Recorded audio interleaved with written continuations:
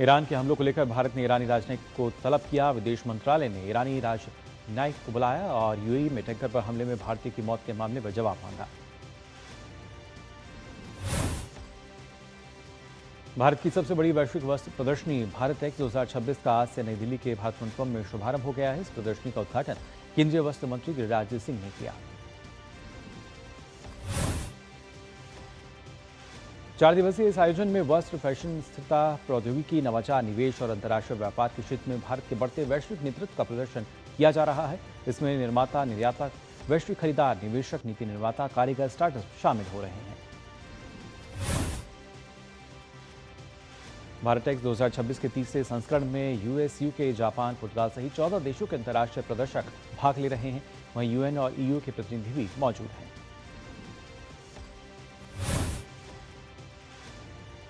Bharat x 2026 में 8 भागीदार राज्य और 9 प्रदर्शक राज्य हैं।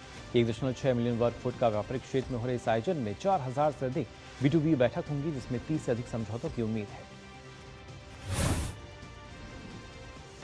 रक्षा मंत्री राजनाथ सिंह ने नेशनल वॉर मेमोरियल पर शौर्य विजय यात्रा के शुभारंभ के अवसर पर वो शामिल हुए। कारगिल विजय दिवस के मौके पर रक्षा मंत्री राजनाथ सिंह ने वीर शहीदों को नमन करते हुए कहा कि कड़ाके की ठंड में हमारे जवानों ने एक एक चोटी को दुश्मन से मुक्त कराया था। 27वें कारगिल विजय दिवस पर भारतीय सेना ने पॉइंट 5140 यानी गन हिल तक विशेष स्मृति ट्रैक का आयोजन किया।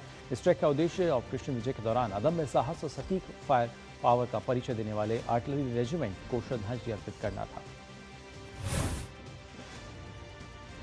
केंद्रीय वाणिज्य और उद्योग मंत्री पीयूष गोयल ने आज से बेल्जियम के 2 दिवसीय दौरे पर हैं। इस दौरान वे भारत और यूरोपीय संघ के बीच व्यापार, निवेश, तकनीक और आर्थिक सहयोग को मजबूत बनाने के लिए कई अहम बैठकों और कार्यक्रमों में हिस्सा लेंगे। पीयूष गोयल तीसरी भारत यूरोपीय संघ ट्रेड एंड टेक्नोलॉजी काउंसिल की मंत्रिस्तरीय बैठक की सह-अध्यक्षता करेंगे। इस बैठक में व्यापार को आसान बनाने, नई तकनीक, आर्थिक सुरक्षा, मजबूत सप्लाई चेन और निवेश के नए अवसरों पर चर्चा होगी। पीयूष गोयल यूरोपीय आयोग के अध्यक्ष और बेल्जियम के प्रधानमंत्री सहित कई वरिष्ठ यूरोपीय नेताओं से भी मुलाकात करेंगे। वे बेल्जियम के उप प्रधानमंत्री डेविड क्लेरवाल और यूरोपीय संघ के व्यापार और आर्थिक सुरक्षा आयुक्त मारोस शेफकोविच के साथ द्विपक्षीय वार्ता करेंगे। केंद्रीय मंत्री एंटवर्प बंदरगाह और एंटवर्प वर्ल्ड डायमंड सेंटर का भी दौरा करेंगे। एंटवर्प बंदरगाह पर वे माल ढुलाई, ग्रीन लॉजिस्टिक्स और सप्लाई चेन की बेहतर व्यवस्थाओं का जायजा लेंगे। Piyush Goyal Antwerp world diamond centre में वैश्विक हीरा कारोबार, हीरो की प्रमाणन प्रक्रिया, जिम्मेदार सोर्सिंग और भारत के रत्न आभूषण उद्योग के लिए नए अवसरों की जानकारी लेंगे। पीयूष गोयल ने अपनी विदेश यात्रा के पहले चरण में स्पेन इंडिया बिजनेस फोरम में संबोधित किया। इस दौरान उन्होंने भारत और स्पेन के बीच व्यापार एवं निवेश बढ़ाने के लिए वस्तुओं और सेवाओं के मुक्त प्रवाह पर जोर दिया। पीयूष गोयल ने भारत स्पेन के आर्थिक सहयोग को नई ऊंचाइयों तक पहुंचाने के लिए 4 अहम सुझाव दिए और भारत यूरोपीय संघ FTA के अवसरों का लाभ उठाने, पर्यटन और प्रतिभा को जोड़ने, पारस्परिक निवेश बढ़ाने और सरकार से सरकार संबंधों को मजबूत करने की अपील की। पीयूष गोयल ने स्पेन के उद्योग और पर्यटन मंत्री से मुलाकात कर व्यापार, निवेश, मैन्युफैक्चरिंग, इनोवेशन, पर्यटन और भविष्य के कई क्षेत्रों में भारत स्पेन सहयोग को मजबूत करने के नए अवसरों पर भी चर्चा की। विदेश मंत्री डॉक्टर एस जयशंकर आज से 2 दिन के ब्रसेल्स दौरे पर हैं, जहां वे तीसरी इंडिया EU ट्रेड और टेक्नोलॉजी काउंसिल मीटिंग में शामिल होंगे। अपने EU और बेल्जियम सबकक्षों से बातचीत करेंगे। डॉक्टर जयशंकर की ये ब्रसेल्स यात्रा भारत और यूरोपियन संघ के बीच बढ़ते आर्थिक और रणनीतिक सहयोग को दर्शाती है। वे यूरोपीय ब्लॉक के द्विपक्षीय व्यापार और तकनीकी सहयोग को गति देने वाले मुद्दों पर चर्चा करने वाले हैं। इससे पहले विदेश मंत्री ने न्यूयॉर्क में संयुक्त राष्ट्र के सेक्रेटरी जनरल एंटोनियो गुटेरेस से मुलाकात की। इस दौरान वेस्ट एशिया, यूक्रेन और सूडान समेत ग्लोबल डेवलपमेंट पर चर्चा हुई। भारत ने संयुक्त राष्ट्र सुरक्षा परिषद की 2028-29 की अवधि के लिए अस्थायी सदस्यता हासिल करने के उद्देश्य से अपना आधिकारिक प्रचार अभियान शुरू कर दिया है। विदेश मंत्री एस जयशंकर ने संयुक्त राष्ट्र मुख्यालय में आयोजित एक विशेष कार्यक्रम के दौरान इसकी शुरुआत की। भारत ने कहा है कि संयुक्त राष्ट्र के प्रति उसका दृष्टिकोण शांति की अवधारणा पर आधारित है, जिसका अर्थ है मानदंडों, विश्वास और निष्ठा के माध्यम से समग्र प्रगति सुनिश्चित करना। इससे पहले भारत वर्ष 2021-22 की अवधि में सुरक्षा परिषद का अस्थायी सदस्य रह चुका है। विदेश मंत्री डॉक्टर एस जयशंकर ने कहा कि भारत टेरर फाइनेंसिंग को रोकने पर ध्यान देने, टेररिस्ट ग्रुप्स की लिस्टिंग के लिए ऑब्जेक्टिव और सबूतों पर आधारित प्रस्तावों को बढ़ावा देने के लिए कमिटेड है। केंद्रीय कृषि मंत्री शिवराज सिंह चौहान के पश्चिम बंगाल दौरे का आज दूसरा दिन है। आज वे बैरकपुर स्थित केंद्रीय पटसन संवर्गीय रेशा अनुसंधान संस्थान में जूट क्षेत्र के किसान और स्वयं सहायता समूह की महिलाओं से संवाद करेंगे। 2020 में दिल्ली में हुए सांप्रदायिक दंगे से जुड़े केस में 5 लोगों को सजा होगी। आईबी अधिकारी अंकित शर्मा की हत्या केस में कड़कड़ुमा कोर्ट ने अहम फैसला सुनाया है। दिल्ली में साल 2020 में दंगा मामले में कोर्ट ने पूर्व एमसीडी पार्षद ताहिर हुसैन समेत जावेद, नाजिम, कासिम, अनस को दोषी ठहराया है। इस मुद्दे पर बीजेपी ने पूरी आम आदमी पार्टी और साथ में कांग्रेस को भी घेरा। प्रवक्ता शहजाद पूनावाला ने 2020 के दिल्ली दंगों को हिंदू विरोधी नरसंहार बताया और कहा कि उस समय का पूरा इकोसिस्टम ही दोषी साबित हुआ है। बीजेपी प्रवक्ता गौरव भाटिया ने मामले में आम आदमी पार्टी को घेरते हुए कहा कि दोषी ताहिर हुसैन अरविंद केजरीवाल का दाहिना हाथ था। वाणिज्य और उद्योग मंत्री पीयूष गोयल ने कहा कि एक न्यूज एजेंसी के दावे को खारिज करते हुए कहा कि भारत और अमेरिका के बीच प्रस्तावित व्यापार समझौते को लेकर दोनों देशों की टीम लगातार बातचीत कर रही है। पश्चिम बंगाल सरकार ने सरकारी स्वास्थ्य केंद्रों में भर्ती मरीजों को दिए जाने वाले भोजन पर रोजाना होने वाले खर्च को लगभग दोगुना बढ़ाते हुए 56.64 रुपये से 110 रुपये प्रतिदिन कर दिया है। ये नई व्यवस्था 1 अगस्त से लागू होगी। अधिसूचना में कहा गया है कि समिति ने जून में मौजूदा दरों की समीक्षा की और इसमें खाने पीने की चीजों की मौजूदा बाजार कीमतों को ध्यान में रखा है। मुख्यमंत्री शुभेंदु अधिकारी ने सोशल मीडिया पर एक पोस्ट में कहा कि सरकार ने सरकारी अस्पतालों और स्कूलों में परोसे जाने वाले भोजन की गुणवत्ता और उसके पोषण मूल्य में सुधार के लिए ऐतिहासिक और जन केंद्रित कदम उठाया है। टीएमसी में नया विवाद छिड़ा है शहीद दिवस रैली को लेकर। ऋतुपत बनर्जी की अगुवाई वाले तृणमूल कांग्रेस के खेमे ने कहा है कि यदि ममता बनर्जी मार्गदर्शक के रूप में आना चाहें तो 21 जुलाई को होने वाले शहीद दिवस रैली में शामिल हो सकते हैं। हालांकि गुट ने यह भी स्पष्ट किया है कि ममता बनर्जी को औपचारिक रूप से आमंत्रित करने को लेकर अभी कोई निर्णय नहीं लिया गया है। दोनों प्रतिद्वंदी गुटों ने धर्मतला में वार्षिक कार्यक्रम आयोजित करने की अनुमति मांगी थी, जहां परंपरागत रूप से शहीद दिवस रैली होती रही है। पुलिस से अनुमति नहीं मिलने के बाद ऋतुव्रत गुट ने वैकल्पिक स्थान मांगा और उन्हें मयूर रोड स्थित गांधी प्रतिमा के पास कार्यक्रम आयोजित करने की अनुमति मिली। दूसरी ओर ममता बनर्जी के नेतृत्व वाले गुट ने कार्यक्रम स्थल को लेकर कलकत्ता उच्च न्यायालय का रुख किया है और अभी तक अपनी अंतिम योजना की घोषणा नहीं की है। चारा घोटाला मामले में लालू प्रसाद यादव को सुप्रीम कोर्ट से बड़ी राहत मिली है। सीबीआई की याचिका को खारिज करते हुए कोर्ट ने उनकी जमानत को बरकरार रखा है। तमिलनाडु के तिरुवल्लुर जिले में जैन मेटल प्राइवेट फैक्ट्री में बॉयलर फटने से बड़ा हादसा हो गया। हादसे में बिहार के एक मजदूर की मौके पर ही मौत हो गई, जबकि 7 अन्य प्रवासी मजदूर गंभीर रूप से घायल हो गए। बिहार के कटिहार में पाकिस्तान के आतंकी नेटवर्क से संबंध के संदेह में युवक को गिरफ्तार किया गया है। युवक की पहचान कटिहार जिले के मुसाफुर गांव निवासी 22 वर्षीय मोहम्मद अहद के रूप में हुई है। प्रधानमंत्री के आह्वान पर कैच द रेन, जहां वर्षा हो जब वर्षा हो अभियान की गति को बनाए रखते हुए आवास एवं शहरी कार्य मंत्रालय ने शहरी भारत में जल संरक्षण, भूजल पुनर्भरण और जल निकायों के पुनर्जीवन से जुड़ी गतिविधियों को तेज किया। 27 राज्यों में कैच द रेन अभियान को गति मिली है। इस अभियान का मकसद है कि आज बचाई गई हर बूंद आने वाली पीढ़ियों की जल सुरक्षा में किया गया एक महत्वपूर्ण निवेश है। पुरी में 16 जुलाई से शुरू होने वाली विश्व प्रसिद्ध भगवान जगन्नाथ रथ यात्रा को लेकर सुरक्षा और आपदा प्रबंधन की तैयारियां तेज कर दी गई हैं। लाखों श्रद्धालुओं की संभावित भीड़ को देखते हुए प्रशासन द्वारा व्यापक सुरक्षा व्यवस्था सुनिश्चित की जा रही है। रथ यात्रा से पहले एनडीआरएफ, स्काउट एंड गाइड, अग्निशमन सेवा और अन्य संबंधित एजेंसियों ने मिलकर एक बहु एजेंसी मॉक ड्रिल का आयोजन किया और आपातकालीन परिस्थितियों से निपटने, श्रद्धालुओं की सुरक्षा, बचाव कार्यों और विभिन्न सुरक्षा एजेंसियों के बीच बेहतर समन्वय की तैयारियों का परीक्षण किया। 3 जुलाई से कश्मीर में चल रही श्री अमरनाथ जी की यात्रा 2026 की अगर बात करें तो अब तक 2.75 लाख से ज्यादा श्रद्धालु दर्शन कर चुके हैं। आज 5335 यात्रियों का एक और जत्था जम्मू से घाटी के लिए रवाना हुआ। मौसम विभाग ने आज बिहार और ओडिशा में मूसलाधार बारिश का अनुमान लगाया है। इन क्षेत्रों में कल तक तेज बारिश जारी रहने की संभावना है। मौसम विभाग के अनुसार आज अंडमान निकोबार द्वीप समूह, आंध्र प्रदेश, जम्मू कश्मीर, लद्दाख, बिहार, पश्चिम बंगाल, झारखंड, सिक्किम, कर्नाटक और ओडिशा के कुछ हिस्सों में बिजली और तेज हवाओं के साथ गरज के साथ बारिश होने की भी संभावना है। पूर्वोत्तर भारत, छत्तीसगढ़, झारखंड, पश्चिम बंगाल और सिक्किम के कुछ हिस्सों में भी आज तेज बारिश हो सकती है। इस बीच राष्ट्रीय राजधानी दिल्ली के कुछ हिस्सों में आज सुबह हल्की बारिश हुई।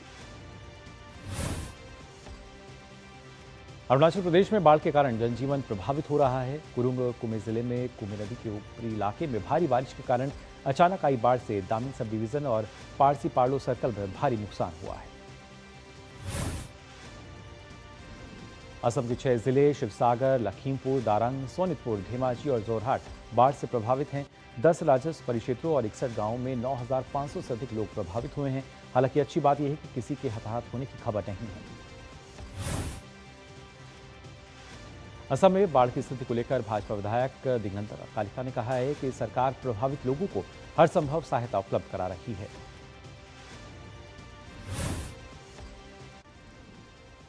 केंद्रीय मंत्री डॉक्टर जितेंद्र सिंह ने कहा है कि भारत आर्टिफिशियल इंटेलिजेंस और डिजिटल पब्लिक इंफ्रास्ट्रक्चर के माध्यम से प्रशासनिक सुधारों में एक नए युग में प्रवेश कर रहा है। इसके अलावा जितेंद्र सिंह ने कहा, यूपीआई, डीबीटी और आधार आधारित सेवाओं ने नागरिक, सरकार और नागरिकों के संबंध को बदला है। साथ ही सीपी ग्राम प्लेटफॉर्म के जरिए शिकायत निवारण की क्षमता में भारी वृद्धि हुई है। केंद्रीय दूरसंचार मंत्री ज्योतिरादित्य सिंधिया ने बयान देकर कहा कि सार्वजनिक क्षेत्र की कंपनी बीएसएनएल ने वित्त वर्ष 2026-27 की पहली तिमाही में अपने परिचालन राजस्व में बिना ऑडिट के लगभग 10% की बढ़ोतरी दर्ज की है। डिजिटल थ्रेट रिपोर्ट 2025-26 के अनुसार भारत के वित्तीय क्षेत्र में 2025 में 29 लाख साइबर हमले हुए, जबकि 2021 में 14 लाख घटनाएं दर्ज की गई थीं। इस प्रकार पिछले 4 साल में घरेलू वित्तीय क्षेत्र में साइबर हमले की घटनाओं में 2 गुना से अधिक की बढ़ोतरी दर्ज की गई है। इलेक्ट्रॉनिक्स और सूचना प्रौद्योगिकी मंत्रालय के सचिव एस कृष्णन ने कहा कि जैसे जैसे साइबर खतरे जटिल होते जा रहे हैं, सार्वजनिक संस्थानों और उद्योगों के बीच भरोसेमंद साझेदारी डिजिटल विश्वास को मजबूत करने के लिए आवश्यक है।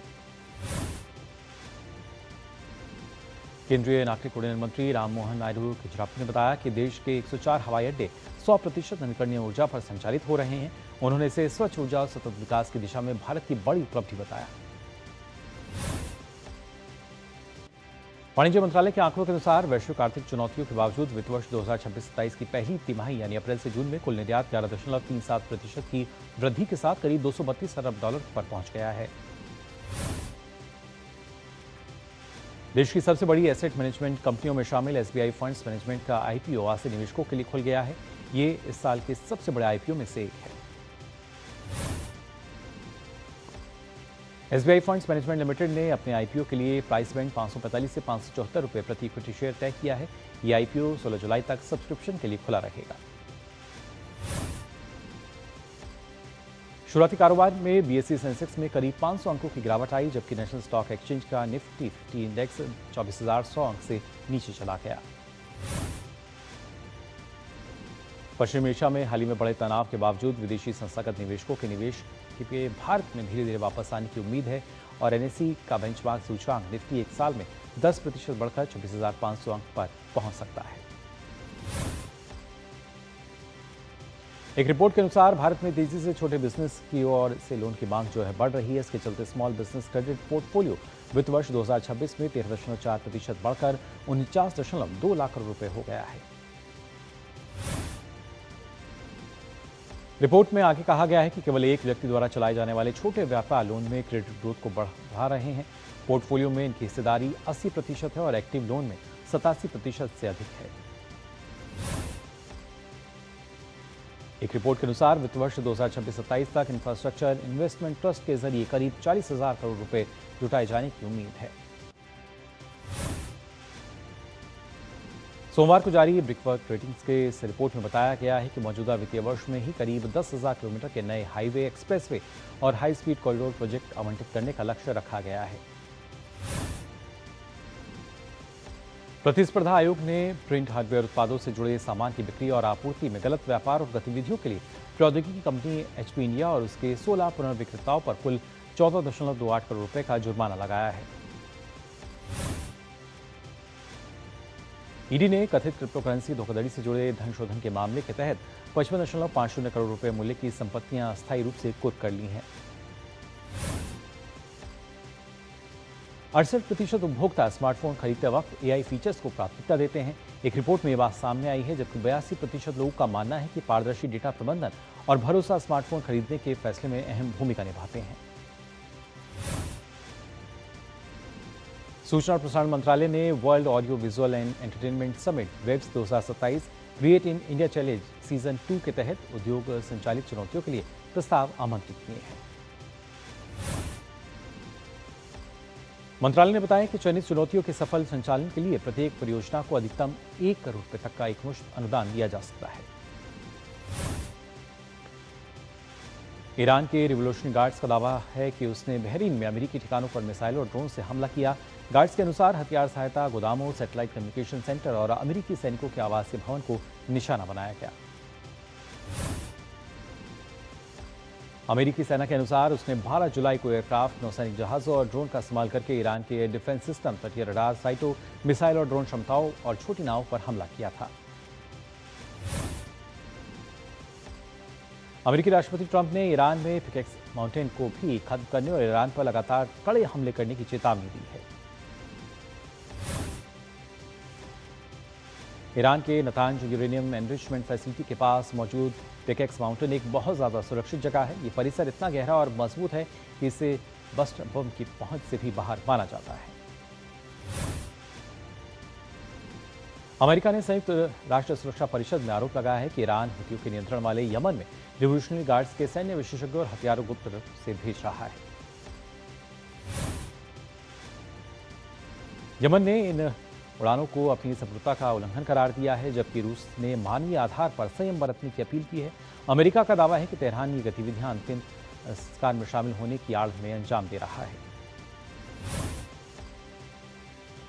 अमेरिकी राष्ट्रपति डोनाल्ड ट्रंप ने यूटा के 2 नेशनल मॉन्यूमेंट्स, पियर्स और ग्रैंड स्टेयरकेस एस्केलेट का दायरा घटाने वाले एग्जीक्यूटिव ऑर्डर पर हस्ताक्षर किए। व्हाइट हाउस के अनुसार इस फैसले से इन इलाकों में जमीन का सही इस्तेमाल हो सकेगा। यूक्रेन के राष्ट्रपति जेलेंस्की ने पश्चिमी सहयोगियों के सामने फ्रेजाइल मिसाइल रक्षा पहल का प्रस्ताव रखा है। उन्होंने कहा है कि रूस के बैलिस्टिक मिसाइल हमलों से निपटने के लिए ये परियोजना सहयोगी देशों के साथ मिलकर तेजी से मिसाइल रक्षा प्रणाली विकसित करेगी और इसे अगले 12 महीनों में तैयार किया जा सकता है। यूरोपीय संघ ने गाजा के लिए $1 अरब की सहायता राशि जुटाने के प्रयासों में समन्वय किया है। संघ के शीर्ष राजनयिक ने कहा है कि यूरोपीय संघ व्हाइट हाउस और संयुक्त राष्ट्र सहित 65 सरकारों और संगठनों के साथ मिलकर काम कर रहा है। यूरोपीय यूनियन ने माना है कि गाजा के पुनर्निर्माण के लिए अनुमानित $70 अरब की तुलना में राशि बहुत कम है। हंटिंगटन बॉटनिकल गार्डन में 2 दुर्लभ शब फूल के एक साथ खिलने का अद्भुत नजारा देखने के लिए पर्यटकों की भारी भीड़ उमड़ पड़ी। इस लुप्तप्राय पौधे की तीखी गंध और केवल 24 से 48 घंटे तक रहने वाली इसकी दुर्लभता इसे वनस्पति जगत का सबसे अनोखा आकर्षण बनाती है।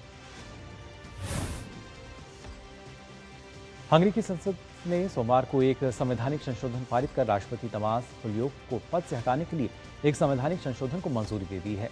प्रधानमंत्री पीटर मैग्यार और उनकी पिज़ा पार्टी का कहना है कि फुलियोक पूर्व सरकार के प्रभाव में थे। नाइजीरिया में लगभग 2 महीने से बंधक बनाए गए 39 स्कूली बच्चों और 4 जीवित शिक्षकों को रिहा कर दिया गया है। 15 मई को अगवा किए गए लोग शुक्रवार को सुरक्षा बलों द्वारा बचाए गए थे और अब वे अपने परिवारों के पास लौट रहे हैं। इस दुखद घटना में एक शिक्षक की बंधक बनाए जाने के दौरान मृत्यु हो गई थी। 13 जुलाई को ओयो राज्य की राजधानी से रवाना होकर सभी सुरक्षित अपने घर ओरिरे जिले पहुंच गए हैं। पेरिस के पास फॉन्टेनब्लू के ऐतिहासिक जंगल में भीषण आग बुझाने के लिए फायर फाइटर्स और विमानों को तैनात किया गया है। भीषण हीटवेव के चलते फ्रांस में इस साल अब तक 32,000 हेक्टेयर से अधिक जमीन जल चुकी है। भारत और इंग्लैंड के बीच 3 वनडे मैचों की आज से बर्मिंघम में शुरुआत होने जा रही है। भारतीय टीम का इरादा आपको बता दें, वनडे सीरीज को जीतकर T20 में मिली हार का हिसाब बरकरार करने का होगा। वनडे सीरीज में सीनियर खिलाड़ियों की वापसी से टीम को मजबूती मिलने की उम्मीद है। अनुभवी विराट कोहली और रोहित शर्मा एक बार फिर टीम इंडिया की जर्सी में नजर आएंगे।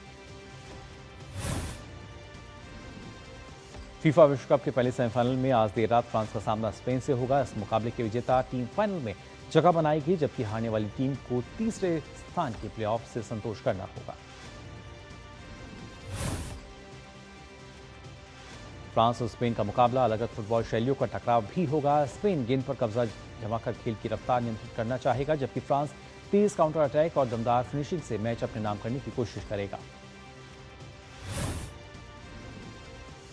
दोनों टीमें 38 अंतर्राष्ट्रीय मुकाबलों में आमने सामने आ चुकी हैं। स्पेन ने 18 और फ्रांस ने 13 मैच जीते हैं, जबकि 7 मुकाबले ड्रॉ रहे हैं। भारतीय महिला क्रिकेट टीम ने लॉर्ड्स के मैदान पर इतिहास रचा। भारतीय महिला टीम ने इंग्लैंड के साथ खेले गए एकमात्र टेस्ट मैच को 270 रन से अपने नाम कर लिया। भारत ने इंग्लैंड को जीत के लिए 457 रन का विशाल लक्ष्य दिया था। जवाब में इंग्लैंड की दूसरी पारी चौथे दिन 186 रनों पर सिमट गई। भारत की महिला टेस्ट में रनों के हिसाब से दूसरी बड़ी जीत भी रही। न्यूजीलैंड ने दूसरे वनडे में वेस्टइंडीज को 5 विकेट से हरा दिया है। इस जीत के साथ न्यूजीलैंड ने सीरीज 1-1 से बराबर कर ली है। बाएं हाथ के स्पिनर जेडन लेनॉक्स ने 19 रन लेकर 5 विकेट लेकर न्यूजीलैंड की जीत में अहम भूमिका निभाई। न्यूजीलैंड के वनडे में 400वीं जीत रही। ब्रेंडन मैकलम ने राष्ट्रीय टेस्ट कोच के तौर पर अपने नतीजों के लिए इंग्लैंड के क्रिकेट प्रशंसकों से माफी मांगी है। उन्होंने माना है कि अब किसी और को मौका देने का समय आ गया है। अंतर्राष्ट्रीय क्रिकेट परिषद ने अफगान महिला शरणार्थी क्रिकेटर्स के लिए अपने डेवलपमेंट पाथवे प्रोग्राम को जारी रखने की मंजूरी दे दी है। यह फैसला एडिनबर्ग में हुई आईसीसी बोर्ड की वार्षिक कॉन्फ्रेंस में लिया गया। एशियाई मुक्केबाजी चैंपियनशिप में भारत का शानदार प्रदर्शन जारी है। अंडर 19 पुरुष और महिला वर्ग में भारत के 9 मुक्केबाजों ने फाइनल में प्रवेश कर पदक पक्का कर लिया है। सेमीफाइनल में 6 भारतीय मुक्केबाजों को हार का सामना करना पड़ा। इसके साथ इन 6 मुक्केबाजों ने कांस्य पदक अपने नाम किए। सात्विक साईराज और चिराग शेट्टी की स्टार पुरुष युगल जोड़ी की कोर्ट पर वापसी हो गई है। भारतीय जोड़ी Japan open super 750 badminton tournament में भारत की अगुवाई कर रही है। मनव ठक्कर और मानु शाह की पुरुष युगल जोड़ी ने ITTF की ताजा विश्व रैंकिंग में करियर की विश्व नंबर 2 रैंक हासिल कर ली है। इसके साथ ही ये जोड़ी भारत की अब तक की सबसे ऊंची रैंक पाने वाली जोड़ी भी बन गई है।